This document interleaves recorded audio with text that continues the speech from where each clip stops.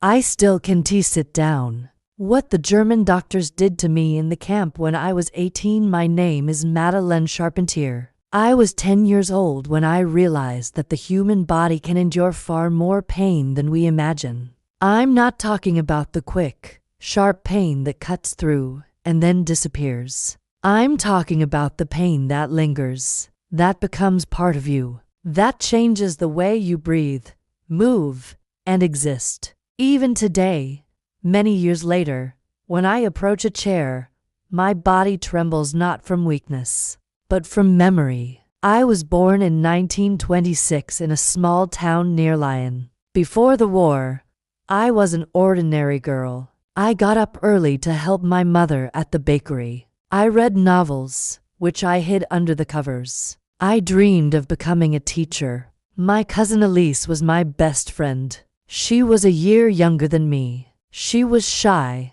I was curious. She drew flowers. I drew cards. We were two halves of the same innocence, an innocence that was stolen from us one November morning. It was a gray day. I remember the smell of burnt bread in the kitchen. My mother had left the dough in the oven too long. She was distracted, looking out the window. She knew. We all knew. The Germans were retreating, but they still controlled parts of the territory. And when they lose, men become dangerous. That morning they arrived. They didn't knock. They just walked in. 4 soldiers. 2 of them dragged my mother outside. The other 2 came straight to Liz and me. We didn't scream. We didn't have time. They threw us into the back of a truck with other women. Some were crying, others remained silent, staring blankly, as if they already knew what was coming. The journey lasted 3 days. I don't know exactly where we went. I only know that we crossed the border, that the cold intensified, that the smell of sweat, urine, and fear became unbearable. Elise was trembling beside me. She squeezed my hand so tightly that it left marks. I told her, "It will pass. It will pass." But I didn't believe it. None of us did. The journey lasted 3 days. 3 days locked in that truck. No air, no light, no hope. The smell was unbearable. Sweat, urine, fear.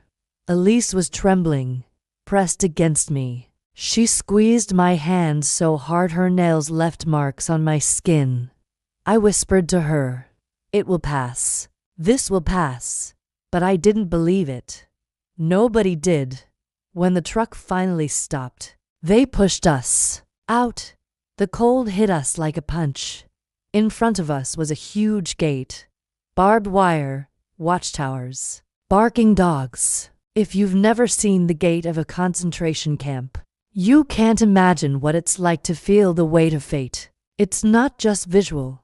It's a presence, the certainty that you no longer have control over yourself. We were led to an area surrounded by barbed wire, hundreds of women, maybe thousands. French, Polish, Russian, Jewish, Sinti, and Roma, all different, all the same. Then they stripped us naked, examined us, shaved us, tattooed us.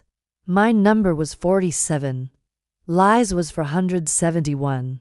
Consecutive numbers, as if we could still be together, as if that meant anything. The first few days were the worst.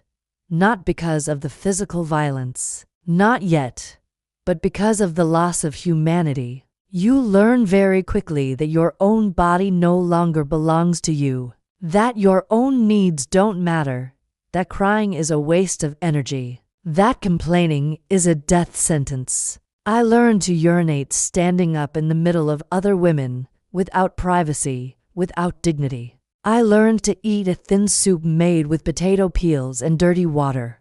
I learned to sleep in lice-infested wooden bunks. 6 women shared the same cramped space. I learned that silence could be the only form of resistance. But there was something worse than all of that. Something I've never spoken aloud to this day. There was a barracks there, a separate barracks, where some women were taken, and never returned. Others did return, but changed, broken, unable to look you in the eye, unable to sit upright. I was taken there in the 3rd week. Rumors circulated in the camp. It was said that German doctors were conducting experiments in that barracks. No one knew exactly what, but everyone knew that those who returned were no longer the same. Some died within days, others survived, but their eyes grew dim, their bodies marked by invisible wounds. The fear of that hut was greater than the fear of hunger, greater than the fear of beatings, because it was the fear of losing what little remained of ourselves. In the 3rd week, I was taken to the barracks. It was night. The sky was black, starless. I remember the sound of my footsteps on the frozen ground, Elisa's ragged breathing as she watched me from the barracks, unable to move, unable to speak. She knew, we all knew, but no one said anything, because speaking would have made it real, which it wasn't supposed to be.